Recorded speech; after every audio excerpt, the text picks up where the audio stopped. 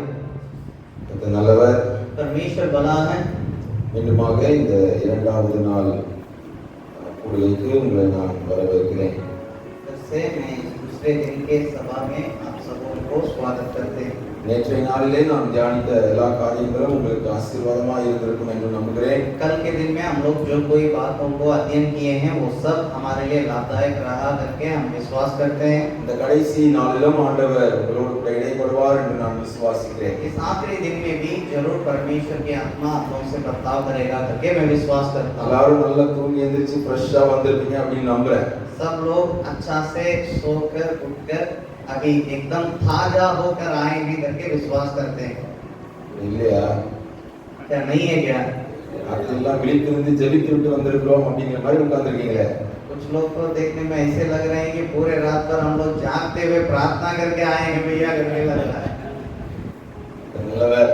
परमेश्वर எல்லாரையும் பார்த்ததில் மிகுந்த சந்தோஷம். आप सबों को देखकर सचमुच में वाकई आनंदित है। எல்லாரும் அப்படியே ஃப்ரெஷ்ஷா வந்திருக்கீங்க. एकदम आपके चेहरा जो है ताजा दिख रहा है। அண்ணன் கூட முழு ரூமுக்கு வெளிச்சம் போன மாதிரி ஒரு கலர்ல வந்திருக்காரு. हमारे भैया जो है एकदम पूरे कमरे में रोशनी देने लायक एक कलर में पहन के आए हैं। Nice colour. I like that very much. बहुत अच्छा कलर है, मुझे बहुत पसंद है। ஒரு பச்சை கிளியை பார்த்த மாதிரி இருக்கு. एकदम तोता को देखने जैसे रंग जो है लग रहा है। எனிவே நல்லவர். परमेश्वर अच्छा है। நம்ம நல்லா ட்ரெஸ் பண்ணணும். हम लोग अच्छा से कपड़ा पहनना है, அந்த ஆண்டவர் பிரியப்படுகிறார். उसमें परमेश्वर पसंद करते हैं। ஆடம்பரமா இருக்கிறதை தான் ஆண்டவர் வெறுக்கிறார். जो बहुत ज्यादा हाई फाई में जो रहते हैं उन्हीं को ही परमेश्वर नफरत करता है। நம்மிடத்துல இருப்பதை வைத்து நம்ம நல்லா ட்ரெஸ் பண்ணணும். लेकिन हमारे पास जो कुछ है उसको लेकर अच्छा से यदि हम कपड़ा पहनेंगे அது நல்லவர். परमेश्वर अच्छा है। நேற்று பல காரியங்களை நாம் தியானித்தோம். कल के दिन में बहुत बातों को हम लोग अध्ययन कर रहे थे। இன்றைக்கும் நாம் 2 செஷன்ல சுருக்கமாக சில காரியங்களை தியானிக்க போகிறோம். आज भी 2 सेशन में हम लोग संक्षेप रूप में कुछ बातों को सीखने जा रहे हैं। நேற்று ஒரு காரியத்தின் துவக்கத்தை பார்க்கலாம், அதன் முடிவு நல்லது என்று சொல்லி कल சாலமோனுடைய வாழ்க்கையிலிருந்து சில காரியங்களை தியானித்தோம். कल के दिन में शुरुआत से उत्तम उसका अंत उत्तम है करके हम लोग कल के दिन में सुलेमान के जीवन से कुछ बातों को सीखे थे। பெரிய நிலையிலிருந்து ஆரம்பித்து விட்டு மிக மோசமாக விழுந்து விட்ட மனிதன் சாலமோன் என்று பார்த்தோம். एक बहुत बड़ा अच्छे शुरुआत को लेकर बहुत बड़ा जगह से वो अंत में गिर पड़ा है करके सुलेमान के जीवन को हम लोग देख रहे थे। ஒரு சாதாரண நிலையிலிருந்து ஆரம்பித்து தேவனுக்கு என்று செயல்பட்டு பின்னர் விழுந்து போன மனிதன் கிதியோனை குறித்து தியானித்தோம். एक साधारण परिवार से उठकर एक अच्छे स्थान में आकर फिर गिर पड़ा है करके गिदोन के बारे में भी अध्ययन किए थे। இப்படிப்பட்ட ஆபத்துகள் வந்துவிடக்கூடாது என்று சொல்லி பவுல் எப்படி அவர் ஜாக்கிரதையாக ஊழியம் செய்தார் என்று தியானித்தோம். इस प्रकार की समस्याएं नहीं होना है करके बोल के पौलुस कैसे सावधानी के साथ सेवा किया करके भी हम लोग सामने अध्ययन किए थे। இந்த நாளிலே கூட इन दिनों में भी பழைய ஏற்பாட்டு நாட்களிலே हम पुराने नियम के समय में மிக நேர்த்தியாக செயல்பட்டு बहुत अच्छे रीति से काम करके தனக்கு கொடுக்கப்பட்ட ஊழியத்தை சரியாய் நிறைவேற்றின ஒரு மனிதனை குறித்து நாம் தியானிக்க போகிறோம். अपने जो सेवा को अच्छा से सीधे मार्ग में जो पूरा किया है उस व्यक्ति के बारे में हम अध्ययन करने जा रहे हैं। ஒரு 10 காரியங்களையாவது அந்த மனிதனை குறித்து சொல்ல வேண்டும் என்று விரும்புகிறேன். कम से कम 10 बातों को उस व्यक्ति के बारे में बताना है करके बोल के मैं चाहता हूँ। பெத்தியாவில் இருந்தபோது யோசுவாவை குறித்து 15 காரியங்களை தியானித்தோம். हम लोग बेतिया में जब थे यहोशू के बारे में 15 बातों को हम लोग अध्ययन कर रहे அந்த थे। யோசுவாவோடு இணைந்து ஊழியம் செய்த மற்றொரு மனிதன் காலேப். उस यहोशू के साथ मिलकर सेवा करने वाला एक व्यक्ति था कालेब। அந்த காலேபை குறித்து தான் நாம் இன்று தியானிக்க போகிறோம். उस कालेब के बारे में आज हम लोग अध्ययन करने जा रहे हैं। ஒருவேளை யோசுவாவை குறித்து நாங்கள் அறிந்து கொள்ள வேண்டும் என்று ஆசை இருந்தால் अगर आपको यहोशू के बारे में सीखना है करके मन है तो அது பெத்தியாவில் நடந்து முடிஞ்சிருச்சு. वो बेतिया में तो होकर खत्म हो गया। ஆனா முடிஞ்சா நான் யூடியூப் சேனல்ல போடுவோம், நீங்க பாருங்க. अगर मौका है तो मैं उसको YouTube में डालेंगे, उसको आप लोग YouTube के जरिए देख लें का प्रयास करें। சேனலை பார்க்கணும்ன்றதுக்காக இல்ல, ये नहीं कि मेरा चैनल को कोई देखना है करके बोल के हम नहीं कर रहे हैं। உங்களுக்கு பிரயோஜனமா இருக்கும், பார்க்க வேண்டும் என்று தோன்றினால் நீங்கள் பார்க்கலாம். अगर आप लोगों के लिए लाभदायक है करके आपको लगेगा तो आपको देखने के लिए मन करेगा, तब आप उसको देख सकते हैं। ஏனென்றால் யோசுவாவை குறித்து தியானித்த போது என்னால் பல புதிய காரியங்களை கற்றுக்கொள்ள முடிந்தது. क्योंकि यहोशू के बारे में जब अध्ययन कर रहे थे, भैया खुद उसमें कुछ नई नई बातों को सीखने के लिए मौका मिला। அவைகள் உங்களுக்கு பயனுள்ளதா இருக்கும் என்று நான் விசுவாசிக்கிறேன். वो आपके लिए भी लाभदायक रहेगा करके मैं विश्वास करता हूँ। இந்த நாளிலே கூட இந்த காலேப் என்கிற மனிதனை குறித்து நாம் பல முறை வாசித்திருப்போம். इन दिनों में भी हम लोग कालेब के बारे में कई बार पढ़े होंगे। காலேப் என்கிற பெயரை கேள்விப்படாதவர்கள் யாராவது இருக்கீங்களா? क्या कालेब करके नाम को जो नहीं सुने ऐसा कोई कलीसिया में है क्या? இருக்க வாய்ப்பில்லை. எல்லாருக்கும் அந்த பெயர் தெரியும். ऐसा तो मौका ही नहीं है क्योंकि सबको वो नाम मालूम है। ஆனால் காலேபுடைய குடும்ப பின்னணி நமக்கு வேதத்திலே கொடுக்கப்படவில்லை. लेकिन कालेब का परिवार के या भूमिका के बारे में ज्यादा नहीं बताया गया। ஒன்றே ஒன்று தெரியும், அவங்க அப்பா பேர் எப்புன்னே. केवल एक ही बात हम जानते हैं, उनके पिताजी का नाम है यपुन्ने। அவர் எந்த கோத்திரம் என்றால் யூதா கோத்திரத்தை சேர்ந்தவர். वो कौन सा गोत्र करके देखें तो यहूदा के गोत्र के हैं करके हम जानते हैं। இது மட்டும்தான் நமக்கு கொடுக்கப்பட்டிருக்கிறது. केवल इतना ही बातों को हम लोग जानते हैं। இந்த காலேப் என்கிற பெயருக்கு அர்த்தம் என்னவென்றால், इस कालेब का नाम का अर्थ क्या है करके देखेंगे। பல அர்த்தங்கள் உண்டு. बहुत सारा अर्थ है। முதலாவது உண்மை உள்ளவன் என்ற அர்த்தம். सबसे पहले विश्वास योग्य करके एक अर्थ होता है। ஆக காலேப் என்றால் என்ன அர்த்தம்? कालेब करके कालेब का मतलब क्या था? உண்மை உள்ளவன். विश्वास योग्य है। எந்த மனிதன் உண்மை உள்ளவனாய் இருக்கிறானோ, कौन सा व्यक्ति विश्वास योग्य रहता है? எவனிடத்திலே உண்மை இருக்கிறதோ, इसके पास विश्वास योग्यता रहता है। எவன் எதை செய்தாலும் உண்மையாய் செய்கிறானோ, कौन कोई भी काम करे उस पर विश्वास योग्यता के साथ काम करता है। எந்த மனிதன் கடமைக்கென்று செய்யாமல் உண்மையிலேயே பிரயாசப்படுகிறானோ, कौन सा व्यक्ति जो है केवल करना है करके बोल के नहीं, विश्वास योग्यता के साथ सच्चाई के साथ काम करता है, அந்த மனிதனை தான் தேவன் பயன்படுத்த முடியும். उसी मनुष्य को परमेश्वर इस्तेमाल कर सकता है। அப்படிப்பட்ட உண்மையுள்ள மனிதன் இந்த காலேப். ऐसा एक विश्वास योग्य व्यक्ति है ये कालेब। இன்னொரு அர்த்தம், और एक मतलब முழு இருதயத்தோடு செயல்படுபவன் என்ற அர்த்தம். वो पूरे मन के साथ कार्य करने वाला है करके एक अर्थ निकलता है। अनेक இடத்திலே உண்மை இருக்கும், कई लोगों के पास विश्वास योग्यता भी रहेगा, ஆனால் முழு இருதயம் இருக்குமா என்றால் இருக்காது. लेकिन पूरे मन के साथ वे लोग काम कर रहे हैं करके देखेंगे तो वो नहीं होगा। ஆக உண்மையோடு கூட, इसलिए विश्वास योग्यता के साथ முழு இருதயத்தோடு செயல்படுகிறவன் எவனோ, पूरे मन के साथ जो काम कर रहे हैं वही அவனே தேவனால் பயன்படுத்தப்பட முடியும். केवल वही परमेश्वर के हाथ में इस्तेमाल किए जाएंगे। ஆக உண்மையுள்ளவன் காலேப், इसलिए विश्वास योग्य कालेब, முழு இருதயத்தோடு செயல்பட்டவன் காலேப். वो पूरे मन के साथ काम करने वाला व्यक्ति था कालेब। மூன்றாவதாக காலேப் என்றால் என்ன அர்த்தம்? तीसरा कालेब का मतलब क्या होगा मालूम है? தைரியசாலி என்று அர்த்தம். हिम्मत वाला है करके एक अर्थ है। எதிலே தைரியசாலி? इस बात में हिम्मत वाला है, தன்னுடைய பலத்தை வைத்தல்ல, वो अपने ताकत के ऊपर निर्भर नहीं होता, தன்னுடைய தாளந்துகளை கொண்டல்ல, वो अपने खूबी से नहीं गमन करता, தனக்கு இருக்கிற செல்வாக்கை வைத்தல்ல, वो उनके धनी की बातों को लेकर चिंता नहीं करता, அவன் கர்த்தர் தன்னோடு இருக்கிறபடியினால் தைரியமாய் செயல்பட்டான். वो परमेश्वर उनके साथ रहने के चलते वो हिम्मत के साथ काम करता था। ஆக காலேப் உண்மையுள்ளவன், इसलिए कालेब विश्वास योग्य है, முழு இருதயத்தோடு செயல்படுகிறவன், पूरे मन के साथ काम करने वाला है, தைரியமாக செயல்படுகிறவன். हिम्मत वाला है। அதுதான் அந்த பெயருடைய அர்த்தம். वही उस नाम का अर्थ है। நீங்களும் நானும் கூட आप और हम भी தேவனுடைய ஊழியத்தில் வந்திருக்கிறோம். परमेश्वर के सेवा में आए हैं। உண்மையாய் செயல்பட வேண்டியது அவசியம். विश्वास योग्यता के साथ काम करना जरूरी है, இதயத்தோடு செயல்பட வேண்டியது पूरे அவசியம். मन के साथ काम करना जरूरी है, தைரியத்தோடு செயல்பட வேண்டியது அவசியம். हिम्मत के साथ काम करना जरूरी है। இந்த காலேபை முதலிலே வேதத்தில் எங்கே பார்க்கிறோம்? इस कालेब के बारे में बाइबल में सबसे पहले कहां देखते हैं? என்னாகமத்தின் புத்தகம் गिनती के पुस्तक 13ஆம் அதிகாரம் 13 अध्याय 6ஆம் वचனம். उसका 6 पद में पढ़ते हैं। அங்கே சொல்லப்படுகிறது, யூதா கோத்திரத்தில் எப்புன்னேயின் குமாரனாகிய காலேப். यहूदा गोत्र में से यपुन्ने के पुत्र कालेब। அங்கே என்ன நடக்கிறது? वहां क्या हो रहा है? இஸ்ரவேல் ஜனங்கள் பாரான் வனாந்திரத்துக்கு வந்து விட்டார்கள். इस्राएली लोग पारान नामक मरुभूमि जगह पर आ चुके हैं। அது எந்த இடம் என்றால் கானானுடைய எல்லைக்கு வந்து விட்டார்கள். वो कहाँ है करके देखिएगा तो कनान देश के किनारे सीमा पर आ चुके हैं। அந்த கானானுடைய எல்லையிலே நிற்கும்போது उस कानान के देश के सीमा में खड़े रहने के समय மோசே ஒவ்வொரு கோத்திரத்திற்கும் 12 பேரை தேர்ந்தெடுக்கிறார். ஒரு ஆளை தேர்ந்தெடுக்கிறார். मूसा हर एक गोत्र में से 12 गोत्र में से एक व्यक्ति को चुनता है। அவர்கள் கிட்டத்தட்ட அந்த கோத்திரத்தின் தலைவர்கள். वे लोग लगभग उस गोत्र में एक अगुवे थे।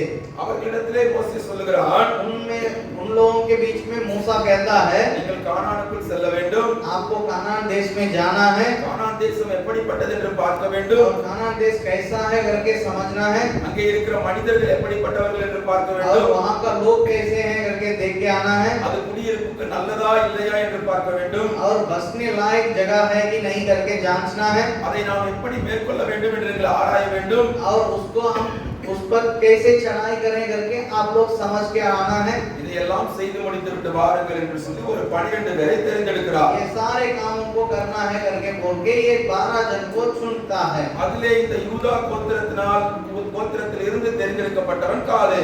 इसमें यहूदा गोत्र में से इस कालेब को चुना गया है। ஆக ஒரு பெரிய தேவ மனிதன் மூலமாக அழைப்பை பெற்றிருந்தார். इसलिए एक बड़ा परमेश्वर के दास के द्वारा उन्होंने बुलाहट पाया हुआ था। தன்னுடைய கோத்திரத்தின் பிரதிநிதியாக அவன் அழைக்கப்பட்டிருந்தான். अपने गोत्र को वो दर्शाने के लिए उसके प्रतिनिधि के रूप में वो वहां पर बुलाए गए थे। அந்த கோத்திரத்திலே பல ஆண்கள் இருந்தார்கள். उस गोत्र में बहुत सारे पुरुष लोग थे। காலேவை விட பல பராக்கிரமசாலிகள் இருந்திருப்பார்கள். कालेब से भी ज्यादा सूरवीर लोग वहां पर जरूर होंगे। ஆனால் மோசே குறிப்பாக காலேவை தேர்ந்தெடுக்கிறார். लेकिन मूसा खास तौर से कालेब को चुन रहे हैं। ஏனென்றால் மோசேக்கு தேவனுக்கு பயந்தவர்கள் தேவை. क्योंकि मूसा को परमेश्वर के डर भय में चलने वाला चाहिए। உண்மையாய் நடக்கிறவர்கள் தேவை. विश्वास योग्य व्यक्ति चाहिए। முழு இருதயத்தோடு செயல்படுகிறவர்கள் தேவை. पूरे मन के साथ काम करने वाले चाहिए। தைரியத்தோடு செயல்படுகிறவர்கள் தேவை. हिम्मत के साथ काम करने वाला चाहिए। ஆகவேதான் காலேப் அங்கே தேர்ந்தெடுக்கப்படுகிறார். इसलिए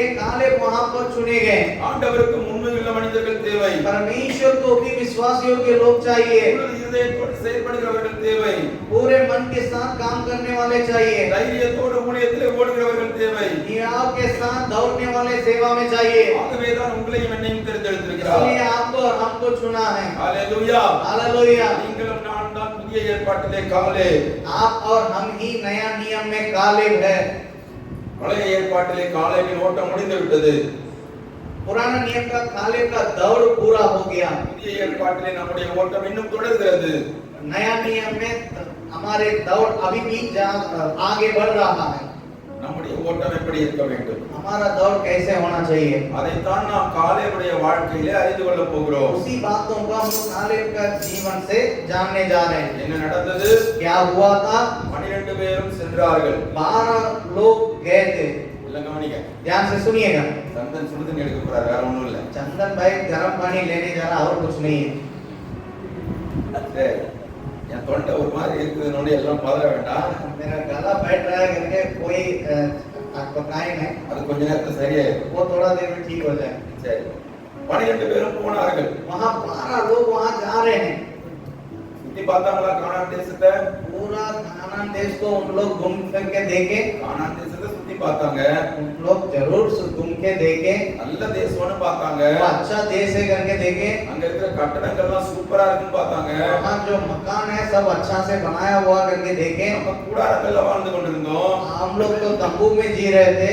ஆனா அங்க பெரிய பெரிய கட்டடங்கள் இருக்குது. वहाँ बड़ा बड़ा महल दिख रहा है। நம்ம வனாந்திரத்துல இத்தனை நாள் வெறும் மண்ணாவை தின்னுட்டு இருந்தோம். हम लोग मरुभूमि में केवल मन्ना को खा रहे थे। ஆனா கானான்ல பயங்கரமா செழிப்பா இருக்குது. लेकिन कानान देश तो पूरा एकदम हरा भरा दिख रहा है। திராட்சை குலைகளுக்கு பஞ்சம் இல்லை. और वहाँ अंगूर का गुच्छा की कमी नहीं है। மாதுளை பழங்களுக்கு பஞ்சம் இல்லை. अनार की कमी नहीं थी। இப்படி அட்டகாசமா இருக்குது தேசம். ऐसे देश को देखिए तो ये एकदम फर्स्ट क्लास देश है। 40 நாள் சுத்தி பார்க்கறாங்க. वो 40 दिन वहाँ घूम फिर के देख रहे हैं। வேதம் சொல்லுகிறது பாலும் தேனும் ஓடுகிற கானான் தேசம். बाइबल कहती है कि दूध और मधु बहती हुई देश है। 12 பேரும் பார்க்கறாங்க. ஆமா உண்மை. 12 जन देखते हैं कि हाँ सच है। எங்கு பார்த்தாலும் கால்நடைகள். कहीं भी देखते हैं तो एकदम गाय भैंस है, ஆடு மாடு கழுதை கோழி எல்லா விலங்குகளும் இருக்கிறது. वहाँ जितने भी गाय बकरी मुर्गा मुर्गी जितने भी है वो सब भरा पड़ा हुआ है। தேசத்துல பாலுக்கு பஞ்சமே இல்ல. वहाँ दूध की कमी नहीं थी। சுத்தி பார்த்தா எங்க பார்த்தாலும் கனி மரங்கள், वो जहाँ भी घूम के देखते हैं वहाँ पर फलदायक वृक्ष எங்க है। பார்த்தாலும் பூச்செடிகள் பூத்து குலுங்குது. हर जगह हरे भरे सुंदर सुंदर फूलों की बगीचा दिख रही है। தேனீக்கள் கூட்டம் மிகுதியாக இருக்கிறது. और वहाँ मधुमक्खियाँ बहुत ज्यादा रहता है। தேன் கூடு இல்லாத மரமே இல்ல. और जहाँ वो मधुमक्खी का जो छत्ता है वो नहीं है करके कोई पेड़ नहीं है। ஆகவே தான் வேதம் சொல்லுகிறது பாலும் தேனும் ஓடுகிற தேசம். इसलिए परमेश्वर का वचन कहता है वो दूध और मधु नदी किनारे बहता हुआ देश है। பாலும் தேனும் ஓடுகிற தேசம்னு உடனே நம்ம வந்து பாலும் தேனும் ஆறா ஓடுச்சு நினைச்சுக்க கூடாது. दूध और नदी किनारे बहता है करके बोलने से वो दूध और मधु जो है नदी जैसे गया है करके नहीं सोचना है। ஆத்துல வெறும் தண்ணி தான் ஓடுச்சு. नदी में केवल पानी ही गया था। ஆனால் பால் மிகுதியாக கிடைத்தது அந்த தேசத்திலே. लेकिन दूध वहाँ पर ज्यादा मिला था, தேன் மிகுதியாக கிடைத்தது. और मधु ज्यादा मिलता था, பழங்கள் மிகுதியாக கிடைத்தது. फल बहुतायत से मिलता था। மிக செழிப்பான ஒரு தேசம். एकदम फर्स्ट क्लास का एक देश है। அந்த 40 பேரும் और उस 40 जन, நம்ம போய் நம்ம மக்கள்கிட்ட சொல்ல அந்த 12 பேரும் उस 12 जन திரும்பி வரும்போது वापस लौट के आने के समय ஒரு திராட்சை கொலையை 2 பேர் தூக்கிட்டு வராங்க. एक अंगूर का गुच्छा को 2 जन मिलकर उठा के आ रहे हैं। அந்த ஒரு திராட்சை கொலை 80 கிலோ இருந்திருக்கும் என்று சொல்லுகிறார்கள். ये गुच्छा जो है 80 किलो वजन था करके लोग कहते हैं। எத்தனை கிலோ? कितना?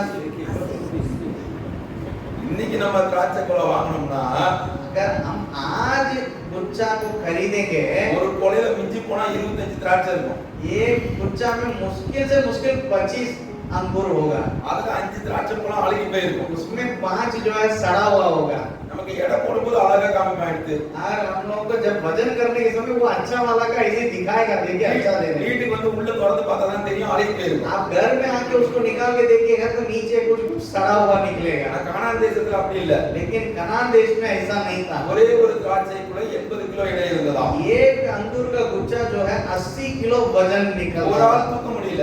एक आदमी अकेले नहीं उठा पाया। ரெண்டு பேர் சேர்ந்து கம்பு கட்டி தூக்கிட்டு வந்திருப்பாங்க. दोनों 2 जन मिलकर उसमें एक बांस में बांधकर उसको लेके आए करके। அத்தனை செழிப்பான தேசம். इतना बहुमूल्य देश है। 40 நாள் சுத்தி விட்டு வருகிறார்கள்.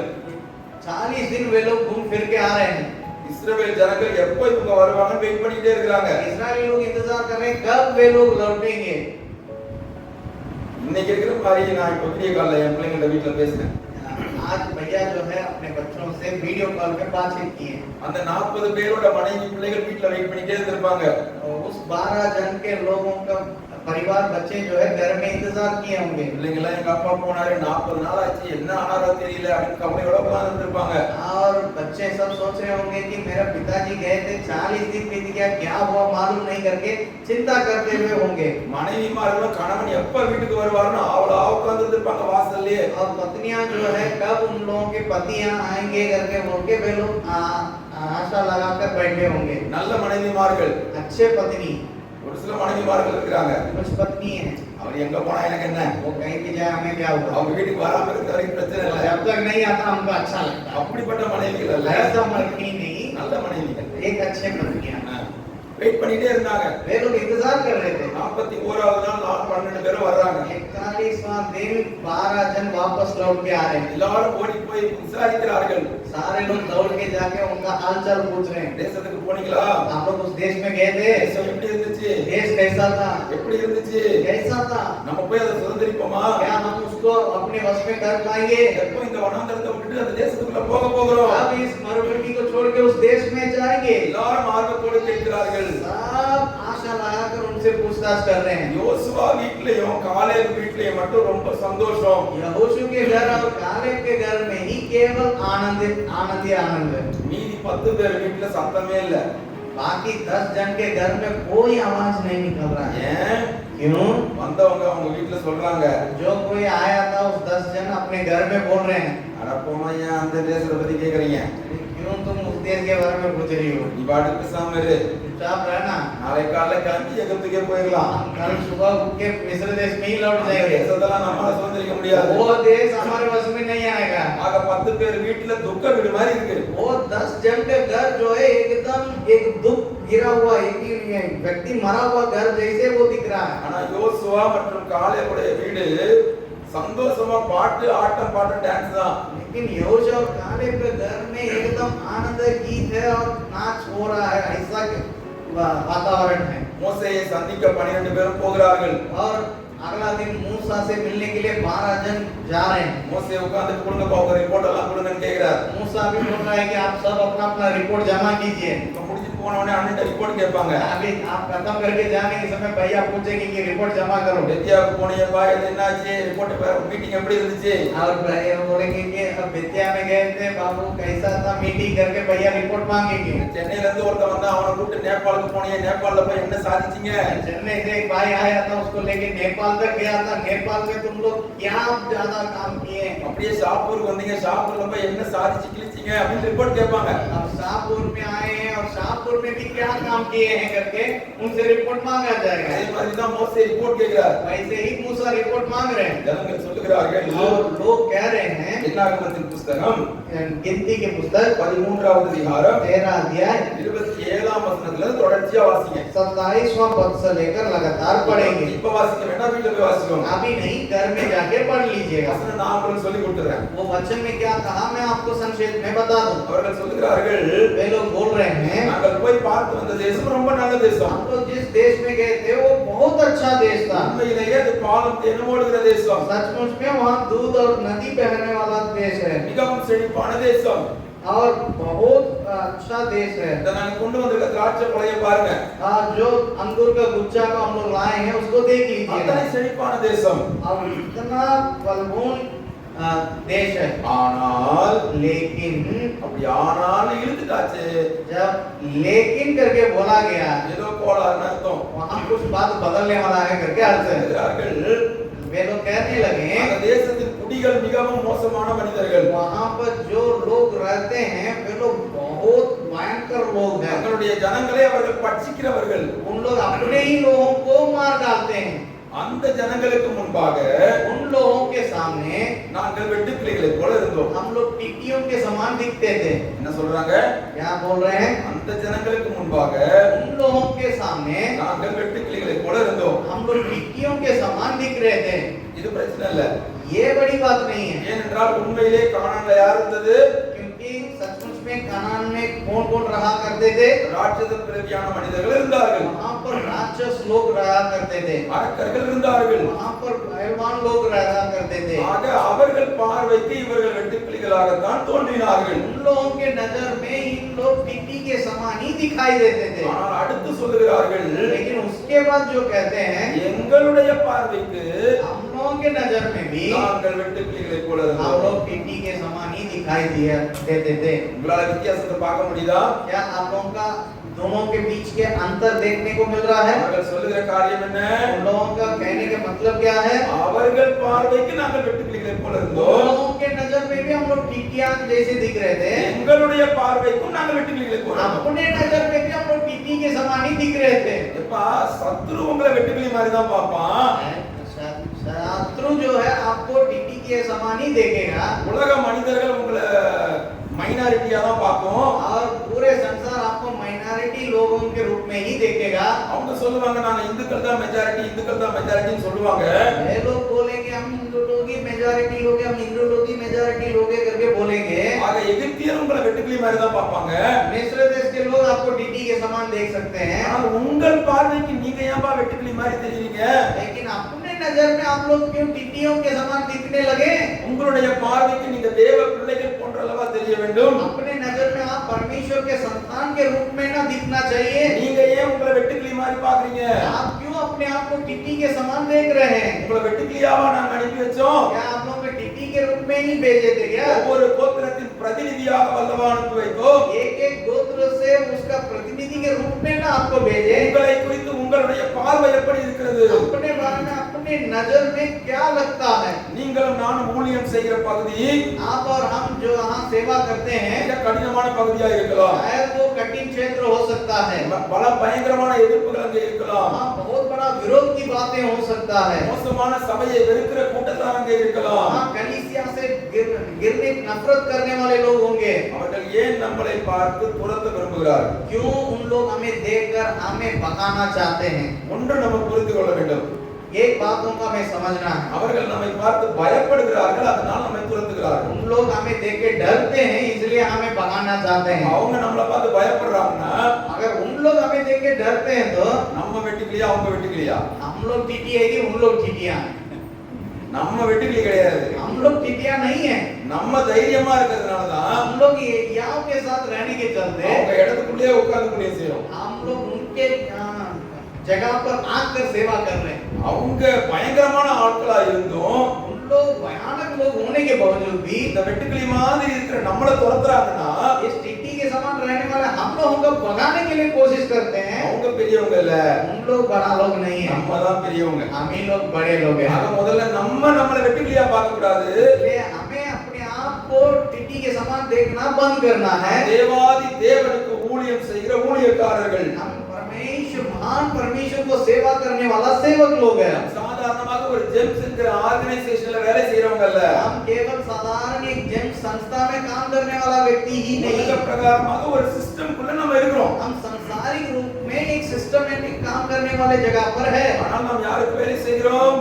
लेकिन हम किसके लिए सेवा करते हैं? ஜீவனுள்ள தேவனுக்கு வேலை செய்கிறோம். जीवता परमेश्वर की सेवा करते हैं. ஆக சுற்றி இருக்கிற சூழ்நிலைகள் इसलिए चारों तरफ जितने भी वातावरण कैसे भी क्यों ना हो, அவைகளை பார்த்து நம்மள நாமே அமுக்கிக்கிற கூடாது. उसको देखकर हम अपने आप को कम नहीं समझना है. எதிர்ப்புகள் வரும்போது विरोध की बातें आने के समय நாம் ஞானமோடு செயல்பட வேண்டும். हमें ज्ञान पूर्वक सेवा करना है. ஆனால் அதே நேரத்தில் उसी समय நம்மை நாம் வெட்டுக்கிளிகளாக பார்த்து விடக்கூடாது. अपने आप को टिट्टी के समान हम लोग खुद नहीं देखना है.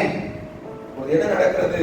अभी क्या हो रहा है? எல்லாரும் எதிர்த்து நிற்கிறார்கள். वहाँ सब लोग विरोध कर रहे हैं. அந்த இடத்துல முதல்ல பேசுறது யார் தெரியுமா? वहाँ पर सबसे पहले कौन बातचीत किया मालूम है? மெஜாரிட்டி எதிர்த்து நிக்குது.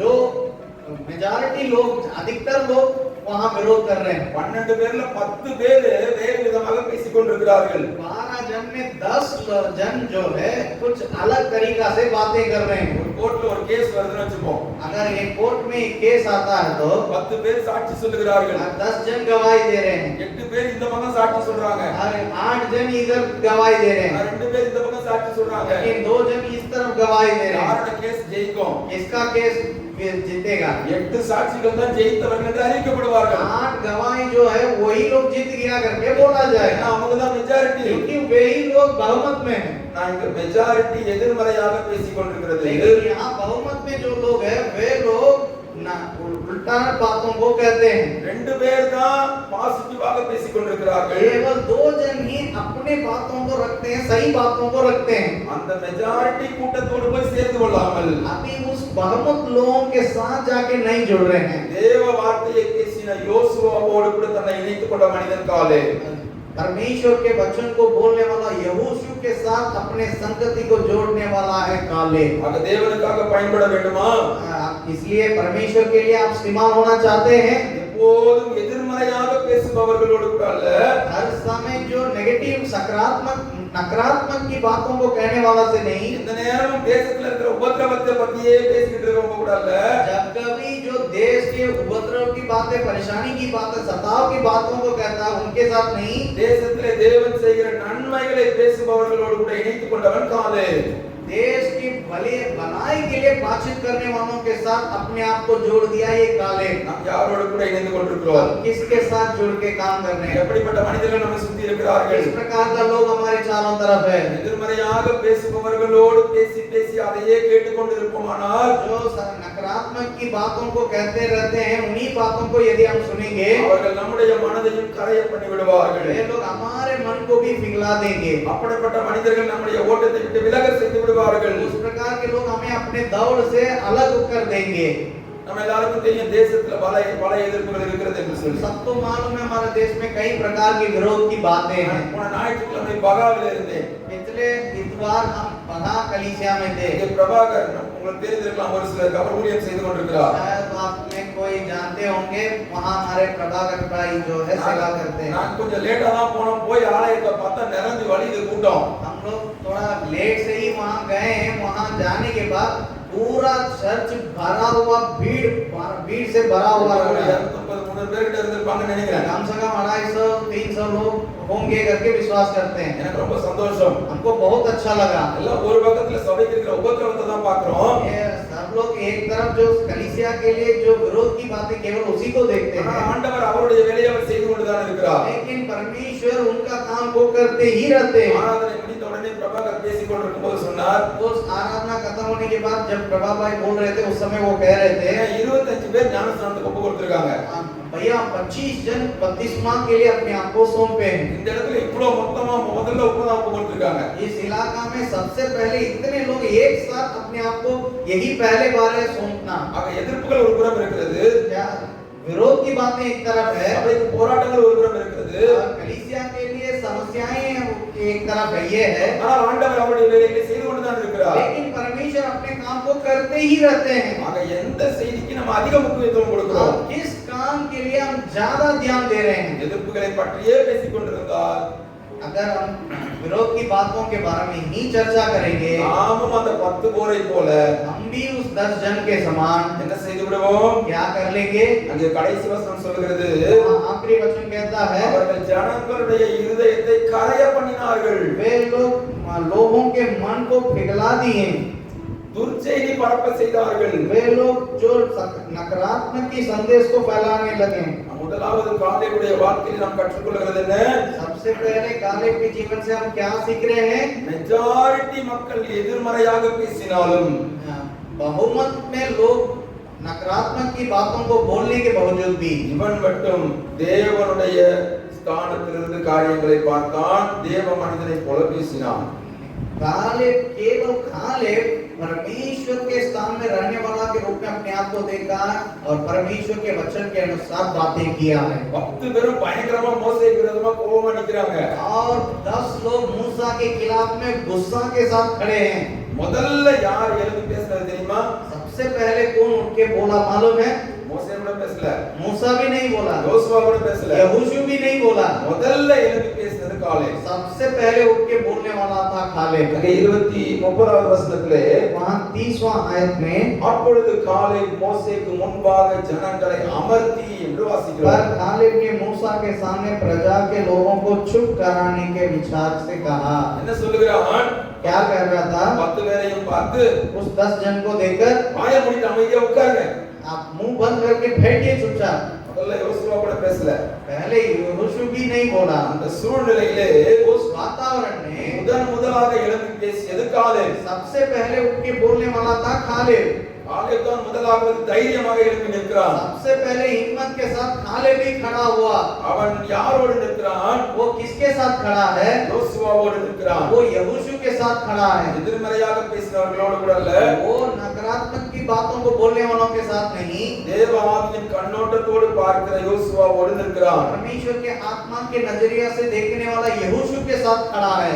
ஆக நாம் எதிர்மறை கூட்டத்தோடு நிற்கக்கூடாது. इसलिए हम नकारात्मक की झुंड के साथ नहीं रहना है। இரண்டாவது, दूसरी बात है, தைரியமாக பேச வேண்டிய இடத்திலே, याव के साथ जहां बोलना है, தைரியமாக எழும்ப வேண்டிய நேரத்திலே याव के साथ जहां उठने की जरूरत है, எழுப்புகிறவர்களாக இருக்க வேண்டும். हमें खड़े होने वाले उठने वाले होना है। 10 பேர் அதை சொல்றாங்க, 10 लोग ऐसे बोल रहे हैं, நமக்கு எதுக்கு வம்பு, हमें क्यों समस्या है, நம்ம பாட்டுக்கு பேசாம இருப்போம் हम लोग केवल चुपचाप रह जाएंगे। அப்படின்னு ஒருவேளை காலேப் இருந்திருப்பானால் अगर ऐसे सोचकर कालेब रहा होता, யோசுவா கூட தைரியமாக எழுந்திருப்பானா என்று எனக்கு தெரியவில்லை. यहोशू भी हिम्मत के साथ आगे आए होंगे कि नहीं मुझे मालूम नहीं, காலேபுக்கு நன்றாக தெரியும், लेकिन कालेब को मालूम है யோசுவா ஒரு விசுவாச வீரன். यहोशू एक विश्वास का सूरवीर था। யோசுவாவும் என்னை போலவே பார்க்கக்கூடியவன், यहोशू भी मेरे समान देखने वाला है, என்னை போலவே அவன் பேசக்கூடியவன். वो मेरे समान बोलने वाला है। ஆக நான் யோசுவாவோடு நிற்க வேண்டும். इसलिए मुझे यहोशू के साथ रहना है। தேவ தரிசனத்தை இந்த ஜனங்கள் புரிந்து கொள்ளவில்லை. परमेश्वर के दर्शन को ये लोग समझ नहीं पाए। தேவ நோக்கத்தை இந்த ஜனங்கள் மறந்து விட்டார்கள். परमेश्वर के योजना को ये लोग भूल गए हैं। இவர்களை நேர் பாதைக்கு மீண்டும் நான் கொண்டு வர வேண்டுமானால் लोगों को सीधे मार्ग में मुझे ले आना है तो நான் எழும்ப வேண்டிய நேரத்தில் எழும்பியாக வேண்டும். मैं जिस समय खड़े होना है उस समय उठना ही होगा. நிற்க வேண்டிய இடத்தில் நின்றாக வேண்டும். मैं जिस जगह पर खड़ा होना है वहां पर खड़ा होना पड़ेगा. பேச வேண்டிய இடத்தில் பேச வேண்டிய விதமாக பேச வேண்டும். जब बोलने के जगह पर जहां बोलना है वहां पर जैसे बोलना है वैसे बोलना ही होगा. ஆகவேதான் காலேப் என்றால் தைரியசாலி என்று பார்க்கிறோம். इसलिए ही कालेब मतलब वो याव वाला याव रखने वाला है करके देखते हैं, हिम्मत वाला करके देख रहे हैं. हालेलुया. हालेलुया. அடுத்ததாக என்ன பார்க்கிறோம்? अगले आगे क्या देख रहे हैं? 10 பேர் என்ன செய்தார்கள்? 10 लोग क्या कर रहे थे?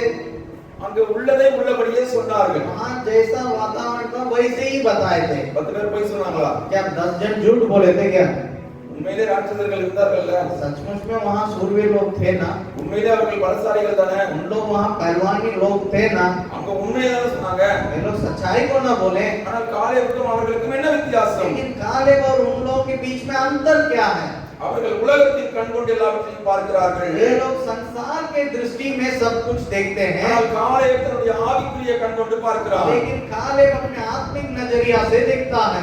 இந்த உலகத்தின் ஊழியத்திலே நாம் இருக்கும்போது इस संसार में सेवक के रूप में जब हम सेवा करने के समय में சில நேரங்களிலே நம்முடைய சூழ்நிலைகளை நாம் ஆவிக்குரிய கண் கொண்டு பார்க்க வேண்டியது அவசியம். कुछ समय अपने वातावरण को आत्मिक नजरिया से देखना जरूरी है. எல்லாவற்றையும் மாம்ச கண் கொண்டு பார்ப்போமானால் हमारी बातों को ये शारीरिक विचार से देखेंगे நாமும் அந்த 10 பேரை போல சோர்ந்து போவதற்கு வாய்ப்பு உண்டு. शायद हम भी उस 10 जन के समान हिम्मत हारेंगे. 10 பேர் உண்மையை தான் பேசினார்கள். वे 10 जन सच्चाई को बोले थे. ஆனால் அவர்கள் உலகத்தின் பார்வையிலிருந்து பேசினார்கள். लेकिन संसार के दृष्टिकोण से वे लोग बातें किए हैं. ஆனால் காலேப் எழுந்து நிற்கிறான். लेकिन कालेब उठ खड़ा हुआ. ஆவிக்குரிய கண் கொண்டு பார்க்கிறான். वो आत्मिक नजरिया से देखने लगे. நம்ம எல்லாருக்கும் தாவீது கோலியாத் கதை நல்லா தெரியும். हम सबको दाऊद और गोलियत की कहानी अच्छी तरह मालूम है. பெரிய கோலியாத்தை பார்த்தார்கள். वो बड़ा गोलियत को लोग देख रहे थे.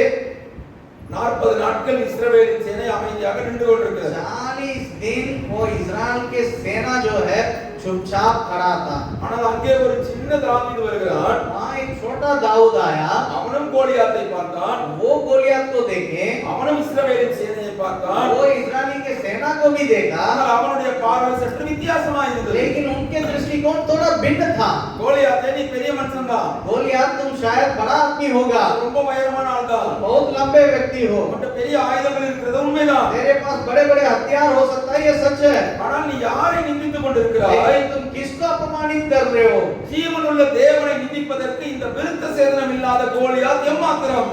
जो जीवता परमेश्वर को निंदा करने के लिए जो कतना रहित इस फिलिस्ती क्या है? ஆக தாவீதுக்குள்ள இருந்த பார்வை எப்படி இருந்தது? इसलिए दाऊद के अंदर जो नजर था वो कैसा था? அவன் கோலியாத்தை தேவனோடு ஒப்பிட்டு பார்க்கிறான். वो गोलियत को परमेश्वर के सामने रख के देख रहा है. என்னுடைய தேவன் சர்வ வல்லமையுள்ளவர். मेरा परमेश्वर सर्वशक्तिमान है. அவருடைய பார்வைக்கு முன்பாக இந்த கோலியாத் ஒன்றுமில்லை. उनके नजर के सामने ये गोलियत कुछ भी नहीं है. ஆனால் இஸ்ரவேல் ஜனங்கள் எப்படி பார்த்தார்கள்? लेकिन इजरायली लोग कैसे देख रहे थे? கோலியாத்தை தங்களோடு ஒப்பிட்டு பார்க்கிறார்கள். गोलियत को अपने सामने रख के देख रहे हैं. அதுதான் வித்தியாசம். वही है दिक्कत.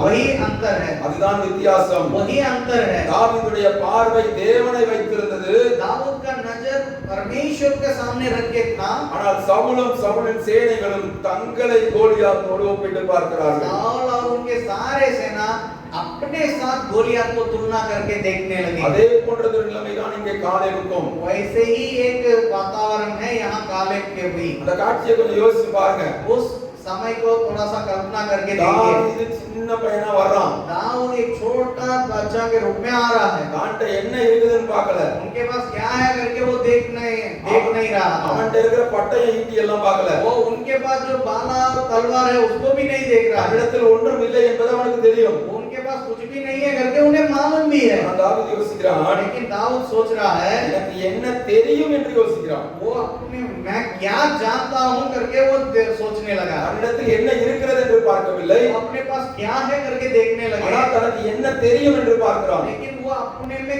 वो क्या कर सकते हैं करके देखते हैं. அவனுக்கு என்ன தெரியும்? उनको उनको क्या मालूम है? குறி பார்த்து அடிக்க தெரியும். उनको निशाना लगाकर मारने आता है। ஆக நம்மளிடத்துல இல்லாததை குறித்து கவலைப்பட வேண்டிய அவசியம் இல்லை. ये हमारे पास जो नहीं है उसके बारे में चिंता करने की जरूरत नहीं। நம்மளிடத்துல என்ன இருக்கிறதோ அது போதும். हमारे पास जो है वो काफी है।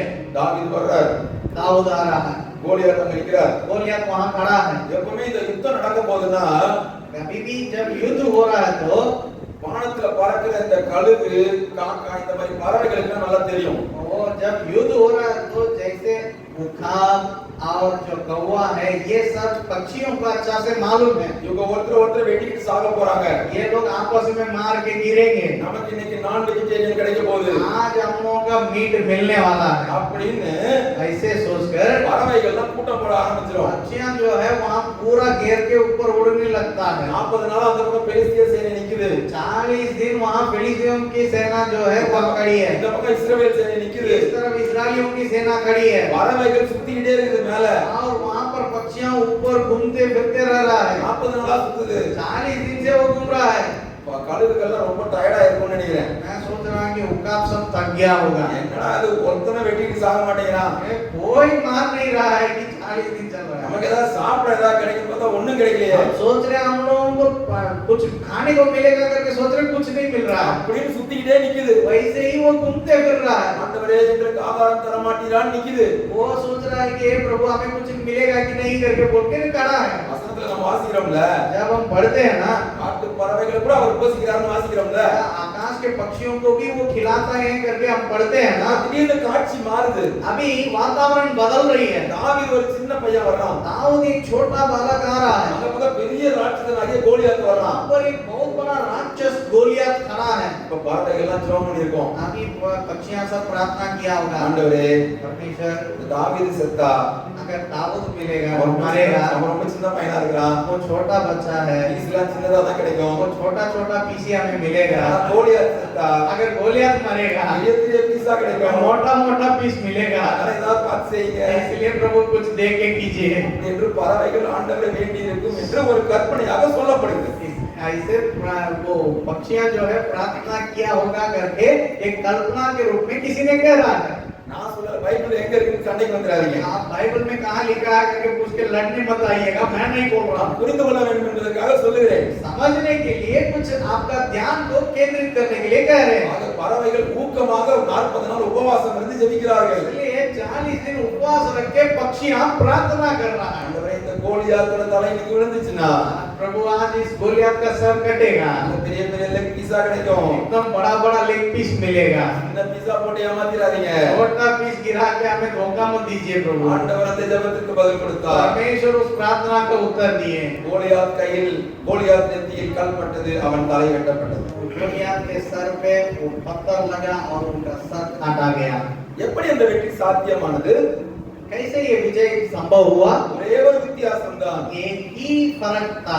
இஸ்ரவேல் ஜனங்கள் इस्राएली लोग கோலியாத்தை கோலியாத்தாக பார்த்தார்கள். गोलियत को गोलियत के रूप में वे लोग देख रहे ஆனால் थे, தாவீது लेकिन दाऊद அவன் ஒரு விருத்த சேதனம் இல்லாத அந்நியன் என்று वो பார்த்தான். कतना रहित अन्य लोग के रूप में उन्हें देखा। நான் ஜீவனுள்ள தேவனை ஆராதிக்கிறவன், मैं जीवता परमेश्वर को आराधना करने वाला हूँ, என்னுடைய தேவன் எப்படிப்பட்டவர் என்று எனக்கு தெரியும். मेरा परमेश्वर कैसा है करके मुझे मालूम है। அப்படிப்பட்ட தெய்வத்தை நிந்திப்பதற்கு இவன் யார் என்று பார்த்தான். उस प्रकार का परमेश्वर को निंदा करने के लिए ये कौन है करके वो देख रहा था। ஆக காலே உலகத்தின் பார்வையிலிருந்து மாறுபட்ட பார்வையுடையவன். इसलिए कालेब भी वैसे ही संसार के दृष्टिकोण से अलग दृष्टिकोण को अपनाया हुआ एक व्यक्ति था। அடுத்ததாக அங்க என்ன நடக்கிறது? अगले आगे वहां क्या हो रहा है? எல்லாரும் கூட்டம் கூடுகிறார்கள். सारे लोग एक साथ एकत्रित हो रहे हैं। மோசேக்கும் ஆரோனுக்கும் விரோதமாக கற்களை தூக்கி கொண்டு நிற்கிறார்கள். मूसा और हारून के विरोध में वे लोग पत्थर उठाकर खड़े हैं। அது மட்டும் இல்ல, ना केवल ये है, எல்லாரும் சொல்லுகிறார்கள், सारे लोग बोल रहे हैं நம்ம எல்லாரும் திரும்பி हम सब मोड़कर எகிப்துக்கே போயிடலாம். वापस मिस्र देश ही चले जाएंगे। இது மோசமான நிலைமை. कितना भयानक परिस्थिति है। 430 ஆண்டுகால அடிமைத்தனத்திலிருந்து ஆண்டவர் அற்புதமாக வெளியே கொண்டு வந்தார். 430 साल परमेश्वर ने उन्हें अद्भुत रीति से छुड़ाकर लेकर आए हैं। அவர் செய்த எல்லா அற்புதத்தையும் பார்த்த ஜனங்கள், सारे अद्भुत जो परमेश्वर ने किया उसको देखा हुआ लोग, 10 வாதைகளை நேரடியாக பார்த்திருந்த ஜனங்கள், 10 बाधा को 10 बीमारी को देखने वाले लोग, ஆண்டவர் செய்த அற்புதத்தை மறந்துவிட்டு अभी परमेश्वर के उस बड़ी बातों को भूलकर எங்களுடைய பழைய வாழ்க்கைக்கே போயிடணும் என்று சொல்கிறார்கள். अपने पुराने जीवन में ही लौट जाएंगे करके बोलने लगे। அப்பொழுது அந்த 14ஆம் அதிகாரத்தை தொடர்ந்து வாசித்து பாருங்கள். ये उस 4 अध्याय में आप लगातार पढ़ के देख लीजिए। மோசேயும் ஆரோனும் ஜனங்களுக்கு முன்பாக முகம் குப்புற விழுந்து விட்டார்கள். मूसा और हारून लोगों के सामने मुंह के बल गिर पड़े। அவர்களுக்கு என்ன செய்வது என்று उन தெரியவில்லை. लोगों का मालूम नहीं है क्या करना। இந்த ஜனத்துக்கு இதுக்கு மேல எப்படி புரிய வைக்கிறது? ये उन लोगों को इससे बढ़कर कैसे समझाएंगे? அவர்கள் முகம் குப்புற விழுந்து விட்டார்கள். वे लोग मुंह के बल गिर पड़े। காலேபும் யோசுவாவும் தங்களுடைய வஸ்திரத்தை கிழித்துக் கொண்டார்கள். लेकिन कालेब और यहोशू अपने वस्त्र को फाड़ दिए। என்ன அர்த்தம்? क्या मतलब है? ஜனங்களுடைய தவறை தங்கள் மேல் போட்டுக் கொண்டார்கள். वे लोग लोगों की गलती को अपने ऊपर ले लिए। ஆண்டவரே, இந்த ஜனங்கள் அறியாமல் செய்கிறார்கள். ये प्रभु, ये लोग अज्ञानता में काम कर रहे हैं। இந்த ஜனங்கள் புரியாமல் ये செயல்படுகிறார்கள். लोग ना समझ से काम कर रहे हैं। நாங்கள் இவர்களுக்கான எங்களை ஒப்புக் கொடுக்கிறோம். हम लोग इनके लिए अपने आप को सौंप दे रहे हैं। தங்களுடைய வஸ்திரத்தை கிழித்துக் கொண்டு உட்கார்ந்திருக்கிறார்கள். उन लोग अपने ही वस्त्र को फाड़ के बैठे हैं। எத்தனை நல்ல மனிதர்கள் காலேபும் யோசுவாவும். कितना अच्छा मनुष्य था कालेब और यहोशू थे। அவர்கள் அடுத்து அங்கு சொல்லுகிற காரியங்கள் ஆச்சரியமான காரியங்கள். और वहां पर आगे उन लोग जो कहते हैं वो बहुत आश्चर्यजनक बातें இந்த हैं। 14ஆம் அதிகாரம் 8ஆம் 9ஆம் வசனத்தில் நீங்கள் வாசிக்கும்போது आप 14 अध्याय उसका 8 और 9वां आयत में जब पढ़ेंगे, காலேபும் யோசுவாவும் சொல்கிறார்கள், कालेब और यहोशू कहते हैं, ஏன் இப்படி செய்கிறீர்கள்? क्यों आप ऐसे करते हैं? அந்த தேசத்தை நாம் மிகவும் எளிதாக மேற்கொள்ளலாம். उन लोगों, उस देश के लोगों का हम लोग बहुत आसानी से चढ़ाई कर सकते हैं। சொல்லுகிறது மிகவும் எளிதாக. उन लोग कहते हैं कि हम लोग बहुत आसानी से। எப்படி சாத்தியம்? कैसे वो संभव है? அவர்களை காத்த நிழல் அவர்களை விட்டு விலகிற்று. उनको जो रक्षा करने वाला छाया उनको छोड़ के हट गया। இந்த அர்த்தம், इसका मतलब क्या है? இத்தனை நாட்கள் அவர்கள் தெய்வங்கள் அவர்களை பாதுகாத்தது. इतना दिन उनके देवताएं उनको रक्षा किया था। ஆனால் என்றைக்கு நம்முடைய கால்கள் இந்த வனாந்தரத்திலே பட்டதோ, लेकिन जिस दिन हमारा पांव इस मरुभूमि में लगा था, அன்றைக்கே அவர்களை காத்த நிழல் அவர்களை விட்டு விலகி போனது. उसी दिन उनको रक्षा करने वाला छाया उनको छोड़ के चला गया। தேசத்தை நாம் எளிதாக மேற்கொள்ளலாம். उस देश को हम आसानी से उसमें विजय प्राप्त करेंगे। எப்படி மேற்கொள்ளலாம்? कैसे उस पर चढ़ाई कर सकते हैं? 7ஆம் வசனம் சொல்லுகிறது, 7वां वचन कहता है, கர்த்தர் நம்மேல் பிரியமாயிருந்தார். अगर परमेश्वर हमसे प्रिय रहेंगे तो। அல்லேலூயா. 8வது வசனத்திலே இருக்கிறது ஹிந்தி டிரான்ஸ்லேஷன்ல, हिंदी ट्रांसलेशन में 8वां वचन में लिखा हुआ है, கர்த்தர் நம்மேல் பிரியமாயிருந்தார். यदि यहोवा हमसे प्रसन्न हो तो हमको इस देश में होगा। ஜனங்களே, நாம் அதை எளிதாக மேற்கொள்ளலாம். हम लोगों को बहुत आसानी से उन पर विजय पाएंगे। ஆனால் எப்படி அது சாத்தியமாகும்? लेकिन कैसे वो संभव होगा? நான் பலசாலி என்பது நான் சொல்லவில்லை. मैं सूरवीर हूं करके नहीं कहते हैं। நான் பெரிய யுத்த வீரன் என்பது நான் हम சொல்லவில்லை. बहुत सूरवीर सुरमा करके बोल के इस बातों को नहीं कहते हैं। தேசத்துக்கு நம்மை நடத்தி கொண்டு வந்தவர் ஆண்டவர். इस देश की ओर हमें लेके आने वाला है वो परमेश्वर। மட்டும் நம்மை அற்புதமாக இங்கே நடத்தினவர் ஆண்டவர்.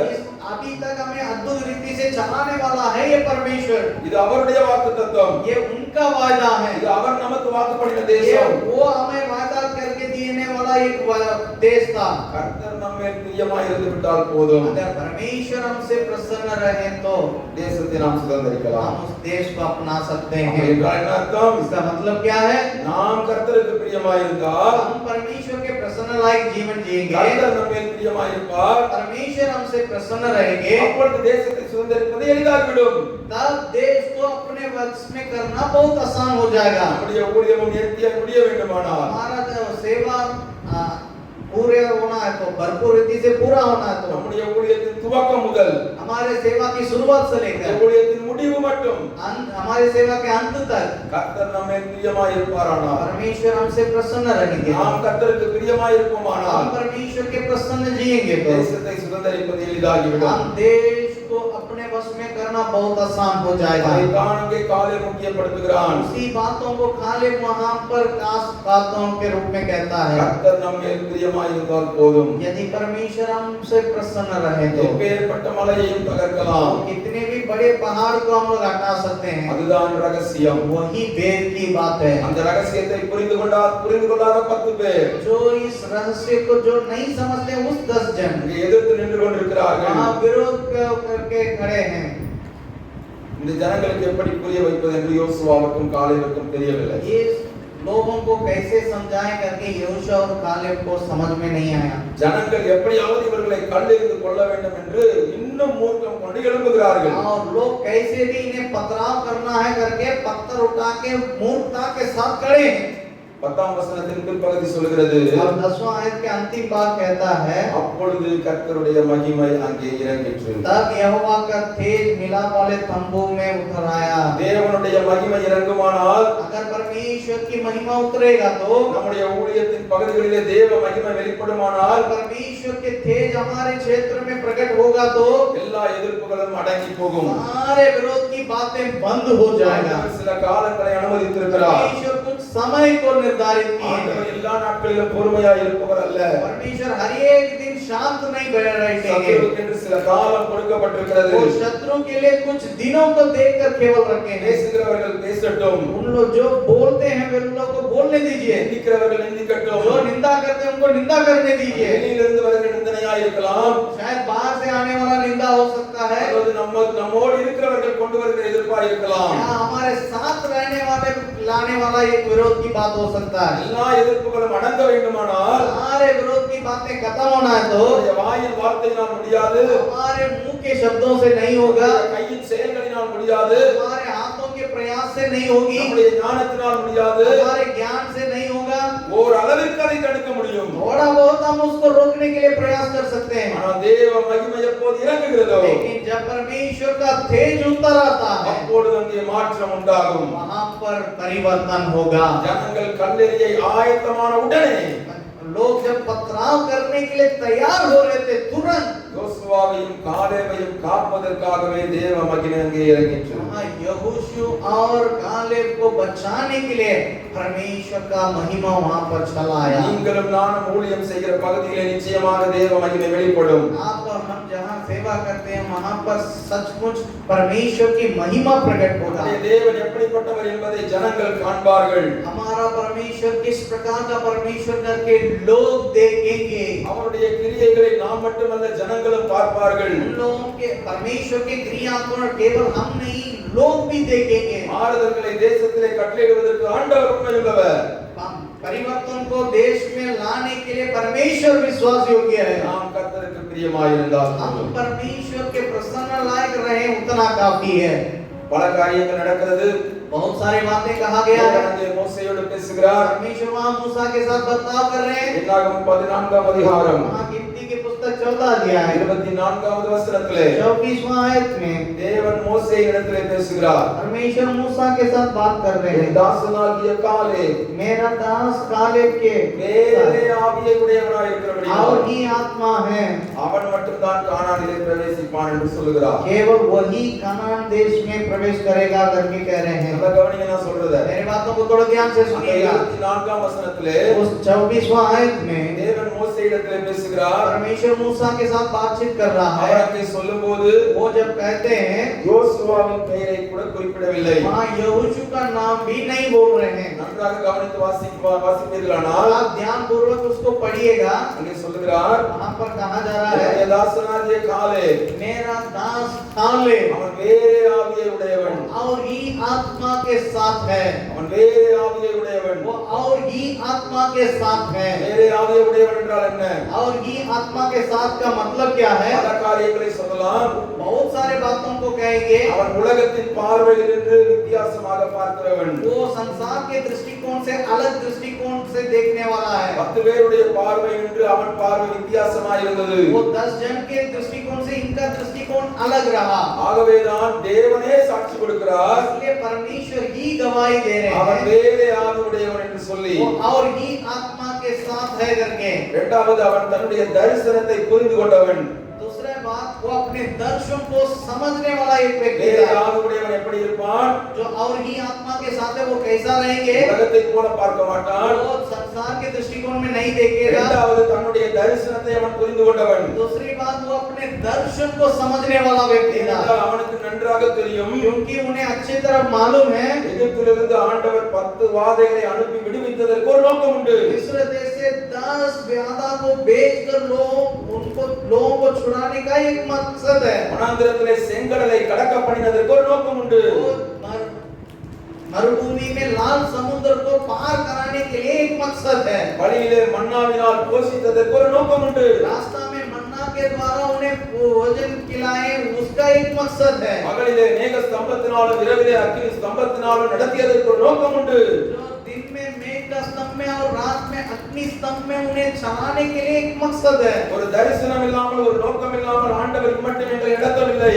और एक दर्शन के बिना, एक विचार के बिना परमेश्वर किसी को अगुवाई नहीं करता। அப்படி இருக்கும்போது எப்படி ஆண்டவர் எங்களை சத்துருவின் கையிலே விட்டு விடுவார்? अगर ऐसी स्थिति में परमेश्वर कैसे हमें छोड़ देंगे? என்கிறதான ஒரு தெளிவான பார்வை தன்னுடைய தரிசனத்தை குறித்து காலேபுக்கு இருந்தது. तो ये साफ दृष्टिकोण उनके नजरिया में कालेब को था। ஆகவேதான் தேவன் அவனை பார்த்து சொல்கிறார், அவன் வேறே ஆவியுடையவன். इसलिए परमेश्वर उनके बारे में गवाही देता, वो और ही आत्मा के साथ है। 10 பேருக்கு அதை குறித்து ஒரு கவலையும் கிடையாது. लेकिन उस 10 जन को उसके बारे में कोई भी चिंता ஒரு नहीं, தரிசனமும் இல்லை. उनके अंदर कोई दर्शन नहीं। நம்முடைய ஊழியத்திலும் கூட हमारे सेवा में भी இம்மட்டும் நடத்தின ஆண்டவர் यहाँ तक चलाने वाला परमेश्वर இந்த தரிசனத்தை அவர் நிறைவேற்ற உண்மையுள்ளவர். आपके दर्शन को वो पूरा करने में विश्वास योग्य है। சூழ்நிலைகளை பார்க்கும்போது वातावरण को देखने के समय உங்களை கொண்டு வைத்திருக்கிற தரிசனம் நிறைவேறாதது போல காட்சியளிக்கலாம். आपके द्वारा जो काम पूरा होना है वो नहीं होने जैसे दिखाई देता होगा। சூழ்நிலைகள் எகிப்தியரை போல காட்சியளிக்கலாம். वातावरण मिस्र देश के समान दिखता होगा। சூழ்நிலைகள் ராட்சதர்களை போல அரக்கர்களை போல காட்சியளிக்கலாம். वातावरण जो है राक्षस जैसे पहलवान सूरवीर सुरमा के समान दिखता होगा। ஆனால் தேவன் உங்களை கொண்டு வைத்திருந்த தரிசனம் அப்படியே தான் இருக்கிறது. लेकिन परमेश्वर के द्वारा आपके लिए जो दर्शन है वो वैसे ही बने रहता है, மாற்றமும் இல்லை. उसमें कोई परिवर्तन नहीं है। அவர் தந்த தரிசனம் எனக்குள் இருக்கும் வரை उनके द्वारा मिला हुआ दर्शन जब तक हमारे अंदर है, இந்த உலகம் ஒன்றும் செய்ய முடியாது. ये संसार में कुछ नहीं कर सकता है। இந்த உறுதி காலேபுக்குள் இருந்தபடினால் தான் उस मजबूती कालेब के अंदर रहने के चलते ஆண்டவர் அவனை பார்த்து சொல்லுகிறார், परमेश्वर उनको देख के कहते हैं அவன் வேறே ஆவி உடையவன். वो और ही आत्मा के साथ थे। அடுத்தது வேறே ஆவி என்றால் என்ன? और ही आत्मा के साथ है मतलब आगे क्या समझना है? தான் யார் என்கிற அறிவு உடையவன். वो हम कौन है करके भी समझने वाला एक व्यक्ति है। நான் ஒரு சாதாரண மனிதன் அல்ல. मैं एक असाधारण व्यक्ति नहीं हूँ। நான் ஜீவனுள்ள தேவனை ஆராதிக்கிறவன். मैं जीता परमेश्वर की आराधना करने वाला हूँ। அவர்தான் என்னை இந்த ஊழியத்திற்கு தெரிந்து கொண்டார். वही मुझे इस सेवा में चुना है। ஆக इसलिए நான் யார் என்று எனக்கு தெரியும். मैं कौन हूँ करके मैं जानता हूँ। அப்படி இருக்கும்போது ऐसे हो रहने के समय நான் சூழ்நிலைகளை பார்த்து பயப்பட வேண்டிய அவசியம் இல்லை. मैं वातावरण को देख के डरने की कोई दरकार அந்த नहीं है। முடிவோடு அவன் இருந்தபடியினால் தான் इस प्रकार की निश्चितता के साथ वो रहने के चलते ஆண்டவர் சொல்லுகிறார், காலேப் வேறே ஆவி உடையவன். परमेश्वर कहते हैं वो और ही आत्मा के साथ है। அடுத்ததாக வேறே ஆவி என்றால் என்ன?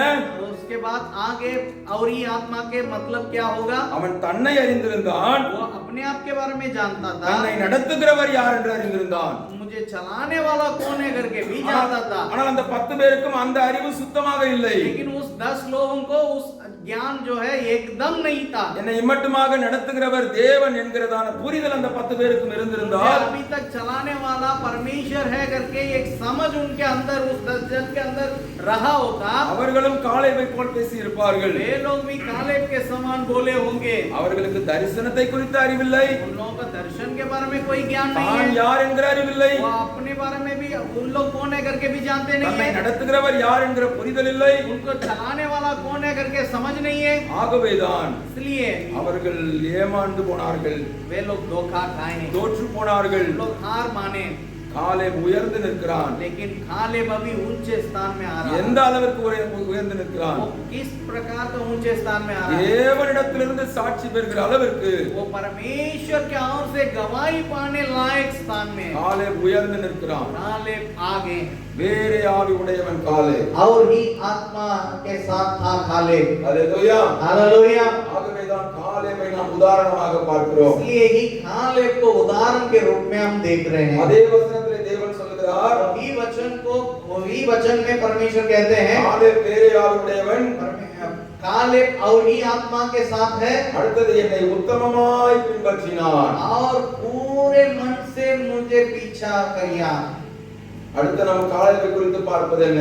आगे हम कालेब के बारे में क्या देख रहे हैं? அவன் உத்தமமாய் தேவனை பின்பற்றின மனிதன். वो पूरे रीति से मेरा अनुग्रहण किया है। தேவனை பின்பற்றுவது ஒரு அனுபவம், परमेश्वर के पीछे हो लेना एक अनुभव है, ஆனால் உத்தமமாய் பின்பற்றுவது அடுத்த அனுபவம். वो पूरे मन से उनका अनुग्रहण करना एक अलग अनुभव था। கொஞ்சம் யோசித்து பார்ப்போம். जरा सा सोचेंगे हम लोग, நாம் தேவனை பின்பற்றுகிறோமா क्या हम परमेश्वर के पीछा हो लेते हैं, அல்லது உத்தமமாய் பின்பற்றுகிறோமா? या पूरे उत्तमता के साथ परमेश्वर की अनुग्रहण करते हैं। ஒரே ஒரு வித்தியாசம் தான். एक ही फर्क पड़ेगा दोनों में। தேவனை பின்பற்றுகிறேன் என்று சொல்லுகிறவன் जो परमेश्वर के पीछे हो लेते हैं करके बोलने वाला, சூழ்நிலைகள் எல்லாம் சாதகமாய் இருக்கும்போது, जब वातावरण पर अनुकूल में रहेगा, சூழ்நிலைகள் எல்லாம் நமக்கு ஏற்றதாய் இருக்கும்போது, जब वातावरण अपने फायदा में रहेगा, நாம் விரும்பியதெல்லாம் நடக்கும்போது, जो हम चाहते हैं वो सब होने के समय, நான் வேண்டியதெல்லாம் கிடைக்கும்போது, हम जो भी चाहेंगे वो सब हमें मिलने के समय, அவன் தேவனை वो பின்பற்றுவான். परमेश्वर के पीछा करेंगे, அவன் தேவனை பின்பற்றுகிறவன். वो परमेश्वर के पीछा हो लेते हैं। ஆனால்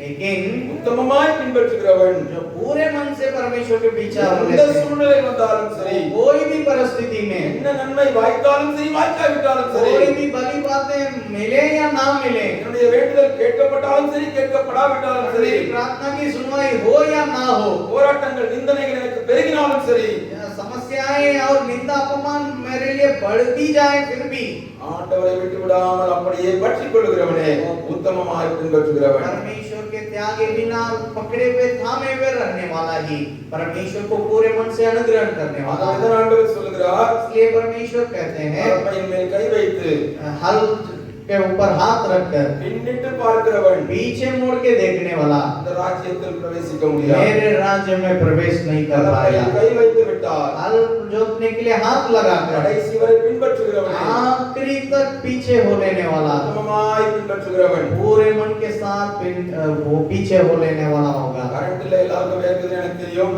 बिजली नहीं है, सबको पसीना निकल रहा है करके मुझे मालूम है। இன்னொரு 10 நிமிஷம் எடுக்கலாம்ல? क्या और 10 मिनट ले सकते ஓகே தானே உங்களுக்கு? हैं? क्या आप लोग ठीक है 10 मिनट ले सकते हैं? ஓகே தானே? Okay, very good. बहुत अच्छा। ஆண்டவர் சொல்லுகிறார், परमेश्वर कहते हैं அவன் வேறே ஆவியுடையவன், वो और ही आत्मा के साथ है, என்னை உத்தமமாய் பின்பற்றினவன். वो मेरे पीछे पूरे मन के साथ अनुग्रहण करने वाला था। தேவன் காலேபை குறித்து சாட்சி கொடுக்கிறார். परमेश्वर कालेब के बारे में गवाही देते हैं।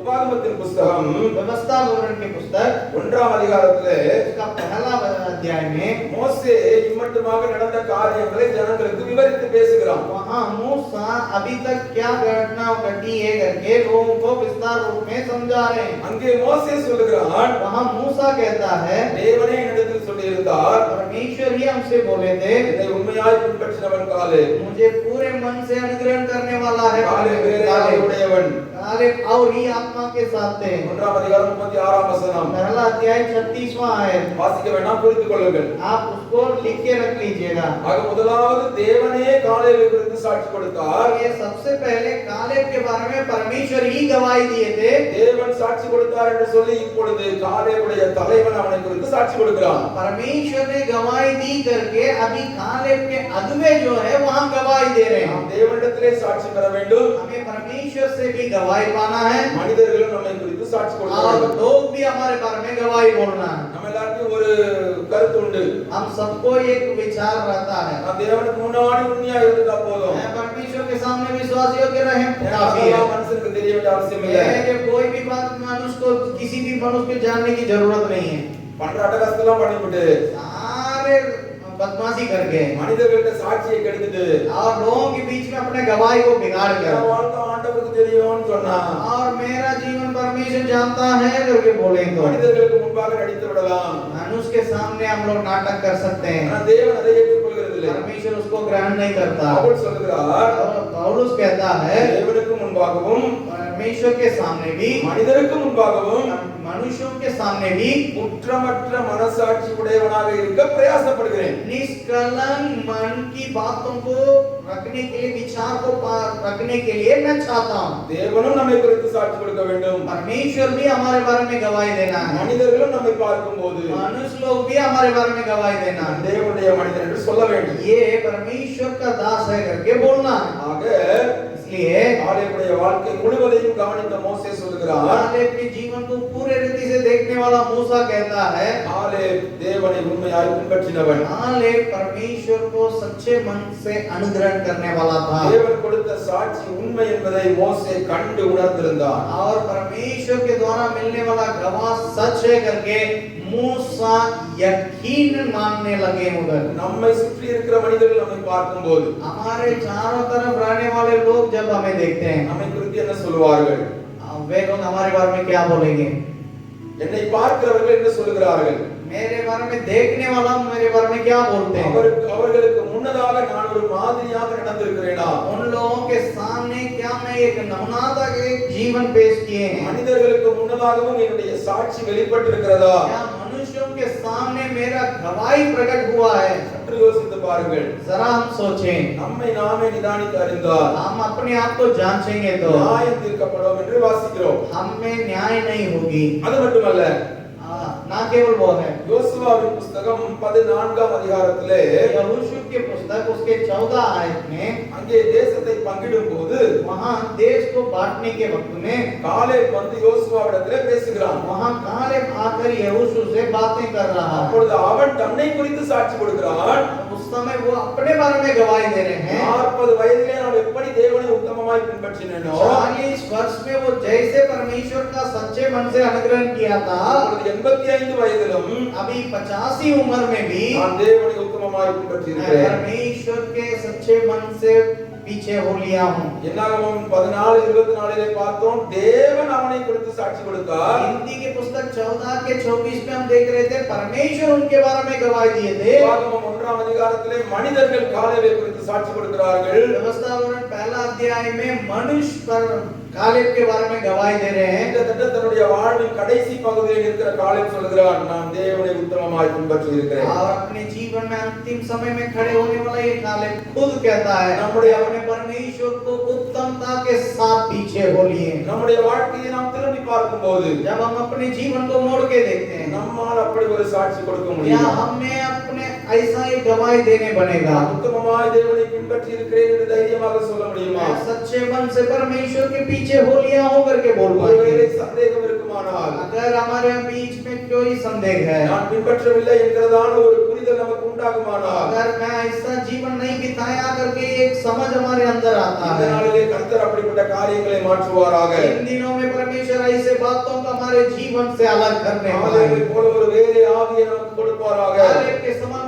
और ही आत्मा के साथ का सेवा करने के लिए परमेश्वर में मदद करने वाले हैं। தேவனும் நம்மை குறித்து சாட்சி கொடுக்க வேண்டும். परमेश्वर भी हमारे बारे में गवाही देना है। மனிதரிடத்திலும் நம்முடைய சாட்சி மேலானதாக இருக்க வேண்டும். मनुष्य लोगों के बीच में भी हमारे गवाही उत्तम रीति से होना है। நாமும் நம்மை குறித்து தைரியமாக பேச வேண்டும், நான் உத்தமமாய் பின்பற்றினேன் என்று और சொல்லி. हम लोग भी खुद हिम्मत के साथ खड़े होकर बोलना है कि परमेश्वर को उत्तमता के साथ मैं सेवा किया हूँ।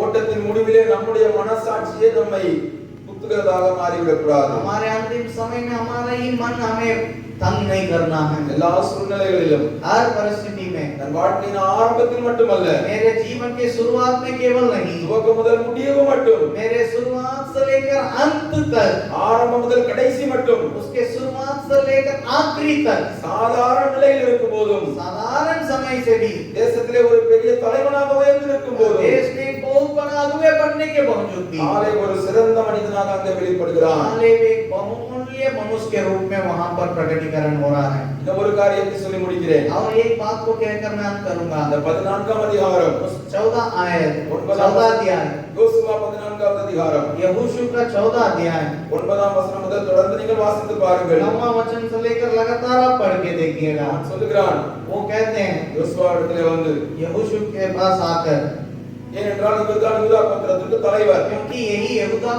गोत्र की एक अगुवा, எல்லாருக்கும் தேசத்தை பங்கு போட்டு கொடுத்துட்டீங்க, अभी सबको आप देश को बांट के दे दिए, எங்களுக்கு பங்கு போட்டு கொடுக்க போறீங்க. अभी हमें भी आप बांट के देने वाले हैं। யோசுவாவே, உங்கள்ட்ட ஒரு சின்ன விண்ணப்பம் வைக்கிறேன். लेकिन यहोशू आपसे एक छोटा सा आग्रह करता हूं, உங்களுக்கு விருப்பம்னா அதை செய்யுங்க. अगर आपको मन है तो आप हमें कीजिए उस बात को। யோசுவா கேட்கிறாரு, சொல்லுங்க காலேப், तुरंत वो यहोशू कहता, हाँ बोलो कालेब, நான் என்ன செய்ய வேண்டும்? मैं क्या करना है? வேற ஏதோ கேட்க போறான்னு நினைச்சிட்டாரு யோசுவா. यहोशू सोचा वो कुछ और मांगने जा रहा है, காலேப் கேட்கிறான், लेकिन कालेब बोल रहे हैं, எனக்கு இப்ப 85 வயசு. अभी हमें 85 वर्ष हो रहा है। அன்னைக்கு நான் தேசத்தை வேவு பார்க்க போகும்போது 40 வயசு. उन दिनों में मैं जब देश को देखने के लिए गए थे उस समय 40 वर्ष था। கிட்டத்தட்ட 45 வருஷம் உங்க கூட நான் டிராவல் பண்ணிட்டேன். अभी 45 वर्ष आपके साथ में यहाँ सब जीवन जी चुका हूँ। சபஸ்வாவே நீங்களும் நானும் பயங்கர க்ளோஸ் ஃப்ரெண்ட். और यहोशू आप और हम दोनों बहुत अच्छे मित्र हैं। நகமும் சதையுமா பழகி இருக்கிறோம். ऐसे नाखून और हमारा मांस है वैसे हम लोग हमारा चाल चलन है। உங்க குடும்ப கதைலாம் எனக்கு தெரியும். आपका परिवार के सारे कहानियां हमें मालूम है குடும்ப கதை உங்களுக்கு தெரியும். और मेरा परिवार की कहानी भी आप जानते हैं। அதனால என்ன பண்ணுங்க, इसलिए क्या कीजिए, இந்த செழிப்பான ஒரு இடம் இருக்குல்ல, वहाँ जो अच्छा जगह है ना, சூப்பரா விளைச்சல் உள்ள ஒரு இடம் இருக்குல்ல, जो अच्छा हरे भरे जहाँ அப்ப ஈஸியான ஒரு இடம் இருக்கு பாத்தீங்களா, जो आसान जगह जो है ना, அந்த இடத்தை நமக்கு தள்ளி விடுங்க. उस जगह को हमारे लिए अलग कर दीजिए। உங்கள்ட்ட தான் எல்லாம் இருக்கு. आपके पास तो सब है ना, நீங்க தான் தேசத்தை பங்கு अभी போட்டுக்கணும். आपका देश को बांट के देना நீங்க है। நமக்கு பயங்கர தோஸ்து. आप हमारे बहुमूल्य बहुत प्रिय मित्र है। 45 வருஷம் ஃப்ரெண்ட்ஷிப். 45 वर्ष का दोस्ती है। நாம கேட்க போறோம். कौन पूछने वाला है? நமக்கு ஏற்ற இடத்தை கொடுங்க. हमारे लिए जो उत्तम जगह है उसको दीजिए। வயசான காலத்துல அங்க போய் கஷ்டம்லாம் பட முடியாது. हम इस बुजुर्ग हालत में वहां जाके कष्ट नहीं उठा सकते हैं। அப்படியே கேட்டான் காலேபு. क्या ऐसे बोला था कालेब? வசனத்தின் வேத பகுதியை வாசித்து பாருங்கள். अगर वचन की बातों को आप पढ़ के देखिएगा। காலேப் சொல்றான், कालेब कहता है 85 வயசு, मुझे 85 वर्ष का हो गए, இன்னைக்கும் நான் யுத்தத்துக்கு போக்கும் வரத்துமா இருக்கிறேன். आज भी युद्ध में जा आ सकते हैं। அன்னைக்கு 40 வயசுல இருந்த பலன் उस 40 वर्ष का जब थे उस समय का सामर्थ 85 வயதிலும் அப்படியே இருக்கிறது. इस 85 वर्ष में भी मेरे अंदर है। அதனால इसलिए எனக்கு ஈஸியான இடத்தை கொடுத்துறாதீங்க. साधारण जगह को हमें मत दीजिए। அந்த மலைநாடு இருக்கு பாத்தீங்களா, மலைநாடு, जहाँ पहाड़ी देश है ना, पहाड़ी देश, அங்க மத்தவங்க எல்லாம் ஏறி போயிட முடியாது. उसमें बाकी सब लोग नहीं चढ़ाई कर ரொம்ப सकते। கஷ்டமான இடம். वो बहुत कठिन क्षेत्र அந்த है। இடத்துல எல்லாராலையும் ஊழியம் செஞ்ச वहाँ முடியாது. पर सब लोग सेवा नहीं कर सकते। ரொம்ப எதிர்ப்புள்ள இடம். वहाँ बहुत विरोध की बात அங்க है। ஏனாக்கியர்கள் இருக்கிறார்கள். वहाँ एनाकी लोग, हनाकी लोग हैं। அங்க இன்னும் ராட்சசர்கள் இருக்கிறார்கள். वहाँ और भी राक्षस लोग हैं। மத்த கோத்திரத்தால அதை மேற்கொள்ள முடியாது. और गोत्र के लोग वहाँ उन पर विजय नहीं कर सकते, प्राप्त कर सकते। எனக்கு இன்னும் அந்த பலன் இருக்கிறதுனால लेकिन मेरे अंदर आज भी वो सामर्थ रहने के चलते இங்க கொஞ்சம் இரக்கம் வச்சு आप थोड़ा सा दया करके இந்த மலைநாட்டை எனக்கு தாரும் என்று उस கேட்கிறான். पहाड़ी देश को मुझे दीजिए करके मांग रहा है। எப்படிப்பட்ட தேவ மனிதன் இந்த काले, इस प्रकार का परमेश्वर के दास माए काले எத்தனை பேரால் சொல்லிவிட முடியும்? कितने लोग बोल पाएंगे? ரிட்டையர்மென்ட் ஆக போற வயசுல, मेरे रिटायरमेंट के उम्र में, பேரன் பேத்தி எல்லாம் எடுத்து முடிச்ச வயசுல, मेरे नाता पोते होने के वाला इस उम्र में, அப்படிப்பட்ட வயசான காலத்துல ऐसा एक उम्र दराज समय में நம்ம எல்லாம் என்ன விரும்புவோம்? हम सब क्या चाहेंगे? கொஞ்சம் கம்ஃபர்டபுளா இருக்கணும். थोड़ा सा हमें सुख सुविधा के साथ रहना है। இனிமேல் நம்மளால ஓடி ஆடி வேலை செய்ய முடியாது. अभी पहले समान हम दौड़ नहीं पाएंगे, இதுதான் யோசிப்போம். ऐसे ही सोचेंगे। 85 வயசுல ஆக வேண்டாம். 85 वर्ष की जरूरत नहीं। இப்பெல்லாம் 35 தாண்டிட்டாலே நம்ம வயசானவங்க ஆயிட்டோம். अभी 35 वर्ष पार हो गया था, हम लोग बूढ़े हो गए।